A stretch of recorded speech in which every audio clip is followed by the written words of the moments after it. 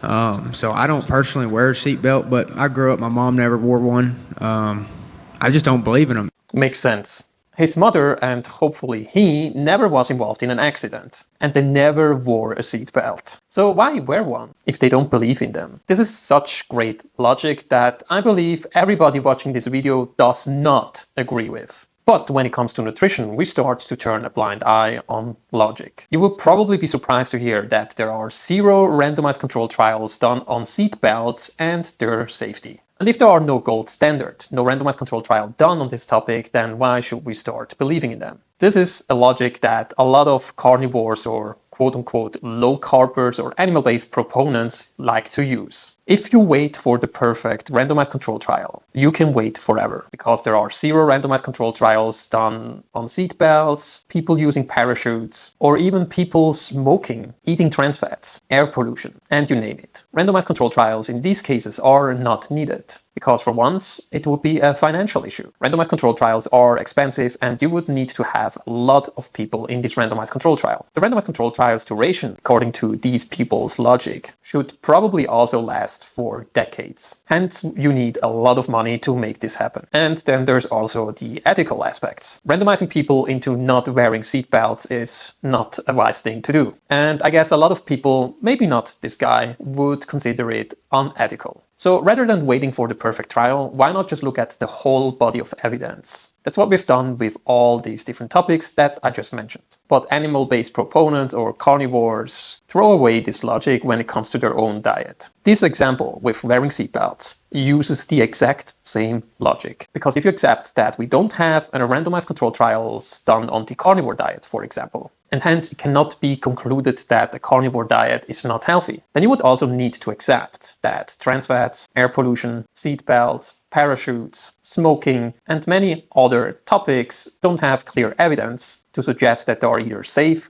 or harmful. So dear carnivores, I hope that you follow through with your own logic.